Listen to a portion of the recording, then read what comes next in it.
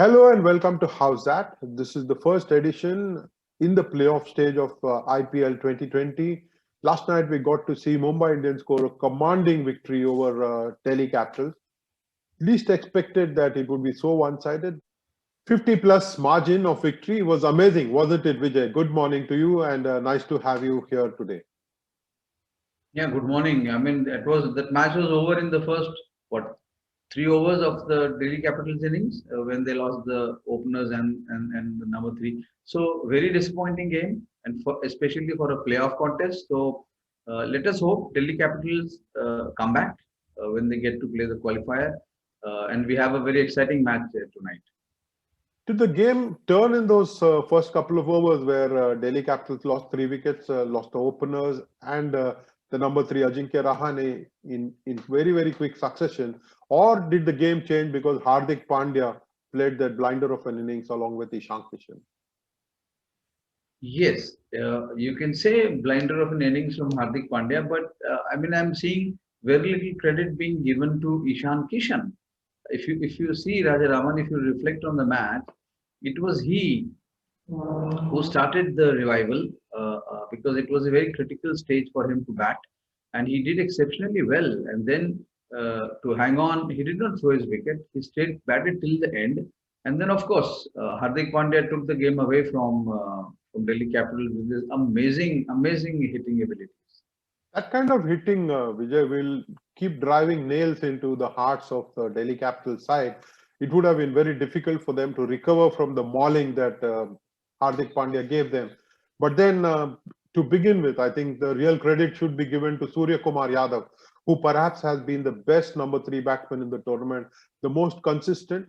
And every time Mumbai Indians has lost a wicket early, he has stood up and delivered very, very efficiently and effectively. It's not just in terms of being able to push the bowlers back, but also in terms of scoring at a fast clip, along with Quinton de Kock. He's done a very good job, even last night for Mumbai Indians, Vijay. Yeah, and so confidently. I mean, if you see when he takes the strike and settles into playing his innings, it appears as if he's been in the middle for a long time. He takes very little time to settle down, and some of his sublime shots. I mean, his drives on the off, and they're all proper cricketing shots. I mean, some of the backward shots he plays is probably the best in the game today, other than Virat Kohli. And it was good for Mumbai Indians. Surya Kumar Yadav has been in tremendous form, and then you have Ishan Kishan. I mean, what a bright youngster! He's only 22, and look at the way he bats. I think the kind of confidence that Mumbai Indians top order gives to the second half of the batting, especially with Pollard, Krunal Pandya, and Hardik Pandya to follow, I think the kind of confidence that the side gets is really awesome. And what happens is that everybody plays with freedom and puts up a big score. But that also brings me, Vijay, to this question whether Shreyas Iyer made this mistake of asking Mumbai Indians to bat first on winning the toss. He might have expected due, but they always say that in a big game, if you win the toss, you bat first and put the opponent under pressure.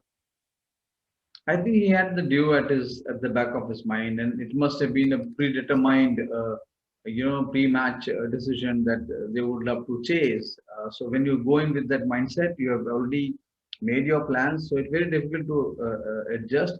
But please remember, till the time I think 12 overs, they were till 14 overs. I think the game went away only in the last 6 overs, so they were doing very well.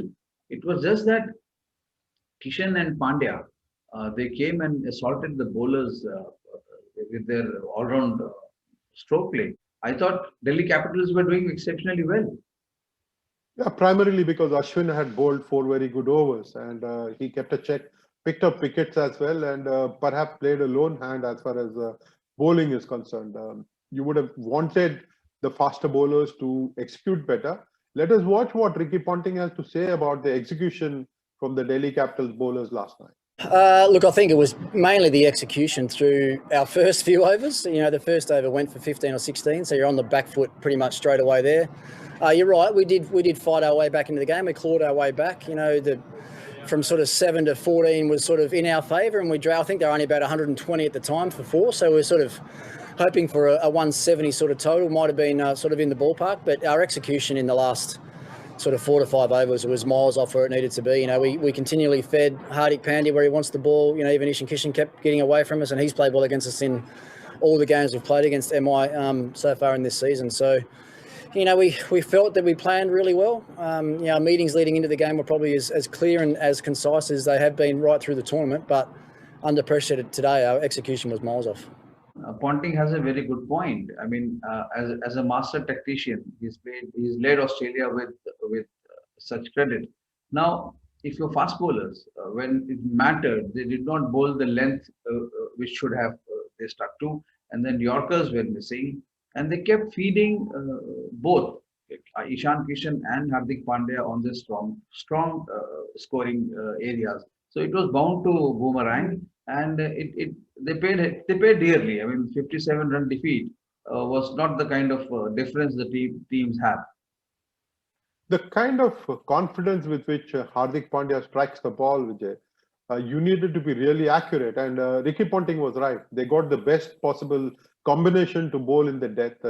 They know that Hardik Pandya and Kieron Pollard can strike the ball really hard, and you would want your best death bowlers. And they preferred Kagiso Rabada and Henrik Noke, and both of them led the side down a little bit last night. I think we had the right options there. I just think the execution wasn't what it needed to be. You know, Rabada and Nortje have done a great job for us right through this tournament, bowling in the death overs. And, you know, the way Mumbai stacked their batting up with Pollard and Hardik and those sort of guys coming in late, you need to make sure you've got your best death bowlers there to get the job done. Because we've seen, even tonight with Hardik's little cameo, we can see how quickly the game can change if you don't get it right, or if you expose someone that hasn't got the appropriate skill to bowl in the death overs. So, look, I think the way we managed the overs today was right. Just the execution let us down. But Delhi Capitals will have to believe that they can come back and do well in that second eliminator game.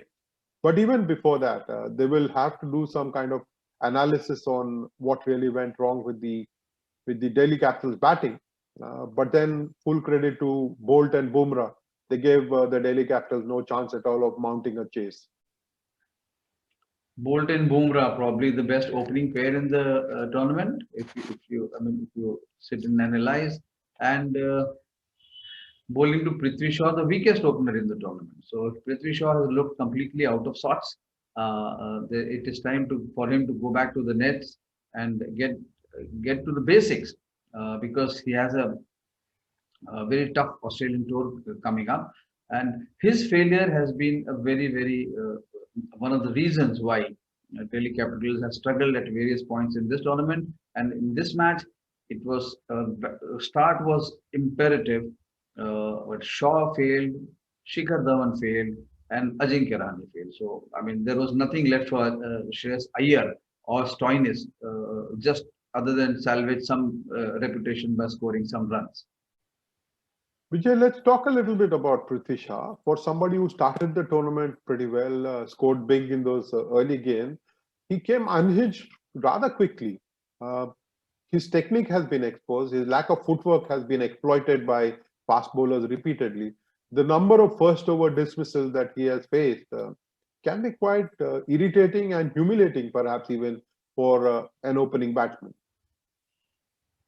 Opening batsman who promised so much, and he's been talked of so highly last couple of years, but he has looked out of sorts. I mean, I'm sure Rajaraman, when the ball is going to swing and seam or bounce, he will be tested in Australian conditions, especially when he goes to play test matches. One can pardon him for trying to play shots in T20 match and getting out, but it will not work in test matches. And here, of course, he has not even got out shooting the shots. He was out defending. So I thought there is a lot of work to be done as far as Prithvi Shaw is concerned. And then Ajinkya Rahane got one that came in perhaps didn't expect it to come in as neatly as it did, and got out LBW. And then we got to see perhaps the ball of the match that Bumrah produced to Castle Shikhar Dhawan. It was a fantastic Yorker first up, and Shikhar's bat, as you pointed out last night itself, Vijay, was still coming down when the ball sneaked through to hit the stumps. Yeah, it crashed through his. I don't know what Shikhar Dhawan had in mind. Whether he was shaping to play a shot, trying to play the defense, but he had very little time, and he was blown away by Bumrah's pace. Oh, look, I think if you look at the dismissals, Prithvi looked like he got a good ball. Ajinkya also got one that swung back nicely. The execution of Bumrah's Yorker to Shikhar was absolutely first class. I mean, you've only got to miss that by a few inches either way, and it's probably a low full toss that goes for 4. But they executed better than us. It's simple as that. I mean, right through the game with all aspects of their game, they were better than us. They outplayed us, and that's 3 wins that they've had over us in the tournament so far. So, we've only got a couple of days before we've got our next challenge, and we'll wait and see who our opponent's going to be tomorrow. But look, all of us as a group have got to dig really deep and try and find ways to get better in a short period of time. Bumrah, yes, rightly, he was adjudged the man of the match also because his performance was towering, despite the fact that Pandya and Kishan and Suryakumar Yadav, Quinton de Kock, they laid the base with their innings, but Bumrah was unplayable. Look at his 4 wickets, Vijay. Each one with a unique delivery. He got his first wicket, which was of Shikhar Dhawan with a Yorker. He got one to get into sneak past Marcus Stoinis' defense with a length ball, and then he had a short pitch delivery to claim another wicket. I think he is the complete fast bowler, and it was entertaining and illuminating to hear him speak last night after getting the Man of the Match award, and he showed a very good side to him in saying that he's ready to do whatever his side wants him to do. Yes, and do it with a smile. Have you noticed? He's wherever he's fielding, he's in his own world, smiling to himself and his thoughts, and a very, very attacking bowler. I mean, I don't think he has ever bowled to contain or escape shots from the batsman because he likes the challenge. And the best thing is the captain can rely on him to bowl at any stage of the tournament. So you need a bowler like that. And yesterday he proved it. Last night he proved it. Yeah, Stoinis was playing a good innings, salvaging some of the pride for Delhi Capitals. When he came back and got him out, was amazing to see how Bumrah bowled last night. He's picked up 10 wickets in the last 3 matches, Vijay, and he seems to be in great form. For someone who I thought was going to be careful, gingerly even in the tournament because there is a tour of Australia coming up, and he had a long spell in the lockdown. He has been quite amazing. And he has not been found wanting at all. I mean, if you see his fitness, he's looked very athletic on the field also. And he is, if you see his bowling, he has added, if he's bowling so quick in the T20, you can expect him to go flat out in Australia. And it's a very good sign for India because they will be having a new bowler in, say, Mohammad Siraj, and then there's Shami, of course, Umesh Yadav. I'm talking about test matches later, but Bumrah is a super bowler who is equally good in all the formats. And the best thing is he takes responsibility. So I think I would love to have, if I sit down to make my 11, Bumrah will be my first choice. He was quite a sight to watch last night, Vijay. Every time he came on to bowl, you knew that there was going to be something that he was going to produce, something really special. And he did not disappoint last night. And for him to enjoy his game, enjoy his craft so much, to be up against the challenge. And he said that he thinks only about that one delivery that he's got to bowl, doesn't think too much about either what has happened before or what is likely to happen. He's just thinking about that one delivery. To be able to focus so sharply is a gift. And I think that is what sets him apart from most other bowlers. That sets him apart from most of the bowlers, yes. His attitude. I mean, how many times have you seen being flogged? I mean, if you see his videos, he'll get a hit and he comes back strongly. He doesn't lose heart. I mean, he has said in his interviews that you have to concede. Batsmen will also win their battles, but for a bowler of his class, I think it's very difficult for batsmen to go after him. And he's often proved that he is a trusted match winner. I mean, if you ask me, in this tournament, he's been exceptionally good. We must also talk a little bit about Rohit Sharma, Vijay. He's continued to play. He's continued to lead the Mumbai Indians, perhaps wanting to prove a point that he is fit. There will be a lot of debate. There will be a lot of conversation around his decision to play the game. Um, did not contribute much, but we saw very little of Rohit Sharma. There was that attempt to open the innings, and then he fell quite quickly. And he took a very, very good catch at short cover. So that is perhaps a little contribution that we got to see from Rohit Sharma. I thought they played with 10.5 men Mumbai Indians, but eventually they did really well. Each of them who got the chance to perform did the job, whether it was Quinton de Kock or Surya Kumar Yadav or Hardik Pandya and Ishan Kishan with the bat, and then Boult and Bumrah with the ball. I think they were terrific last night as a unit. Yeah, they were all terrific. I mean, when you win, you all look very good. But Rohit Sharma was not very good. Whether he was fielding at short cover, whether he was leading, I mean, it became easy for him. It wasn't very difficult to lead Mumbai Indians last night. But I don't know what he's trying to prove by playing these games. My only worry is he should not aggravate his injury because he's such a fabulous batsman, and we will need him so much on the Australian tour. He may have fallen to Ashwin, but if he continues to play, you can expect him to explode in the final because he is a batsman of rare class and consistency with so much time to play the ball. So, but he has to guard against getting injured or aggravating his injury because he definitely is not at his best in terms of fitness. Let us watch Rohit Sharma speak about Mumbai Indians campaign last night. Was a treat to watch how they played the game. And of course, there will be a lot of pride in what he says. Let's watch what he has got to say. Delhi, they're a very good side. They've done really well through the tournament. So we definitely didn't expect it.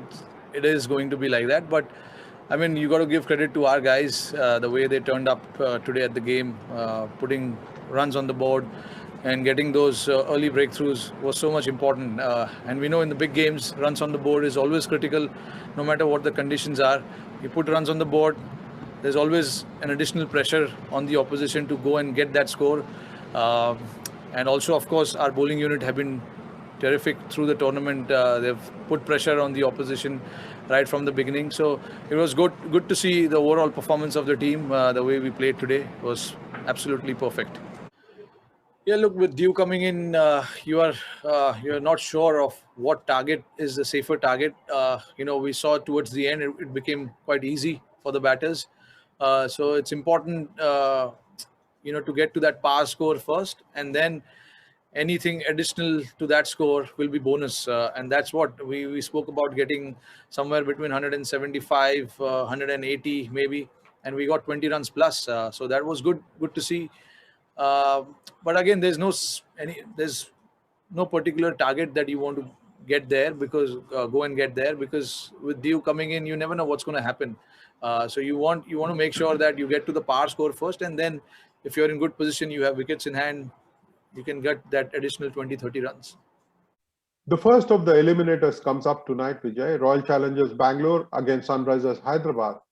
Should be a good game, but it does look like Sunrisers Hyderabad, given the momentum that they have got, will hold the edge in this big game against Royal Challengers Bangalore.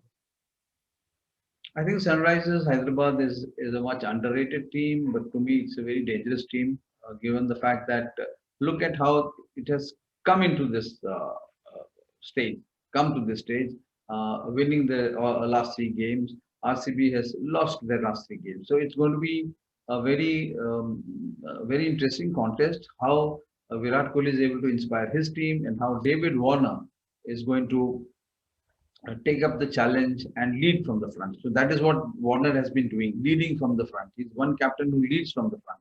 So I'm very keen to watch how Warner performs, and of course how Kohli responds.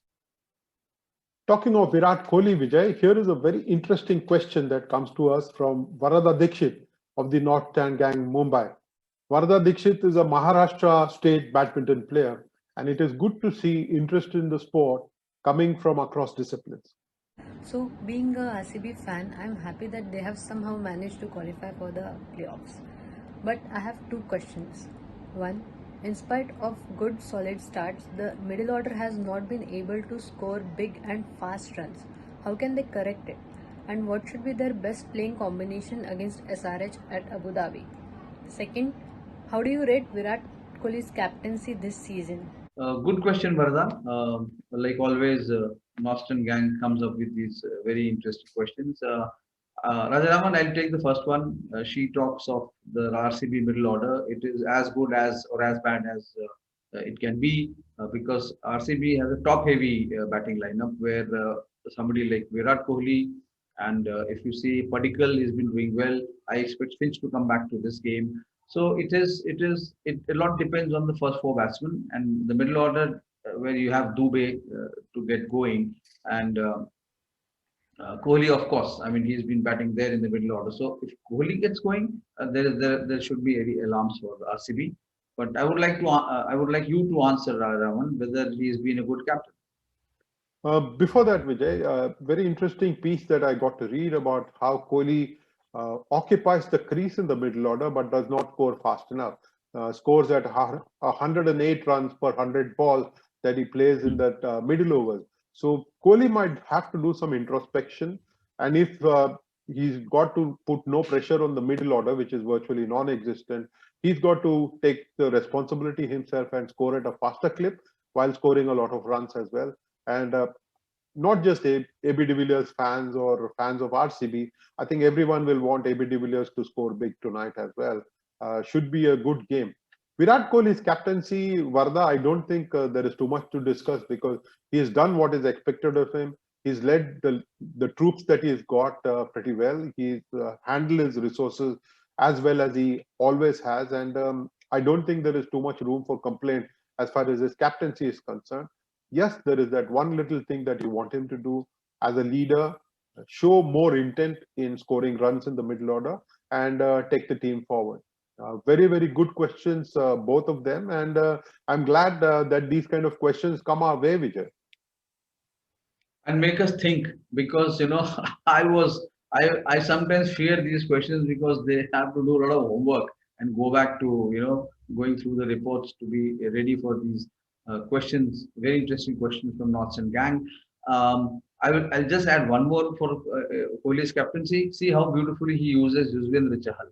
So I think they have a wonderful chemistry, as they say, on field, and he has such faith in Chahal. So that's one aspect of his captaincy which I have liked. Super, Vijay. And also, I think he will be hoping that one of his best fast bowlers, Navdeep Saini, comes back from injury and is able to take part in the match and contribute as well. Yeah, he is much needed, but Sunrisers Hyderabad will not be easy to overcome. I mean, they have Rashid Khan, what a tremendous bowler, and David Warner, one of the best batsmen you would see on the circuit. I'm only hoping, Vijay, that this is a better contest than what we got to see last night. I hope that RCB and Sunrisers Hyderabad turn up on the park and are very competitive, both of them, and should be a good game to watch in Abu Dhabi. Yeah, at least for the fans of cricket, I hope they get a cracker of a contest tonight. On that note, Vijay, I will take leave of you. Thank you very much for your time. It has been very engaging.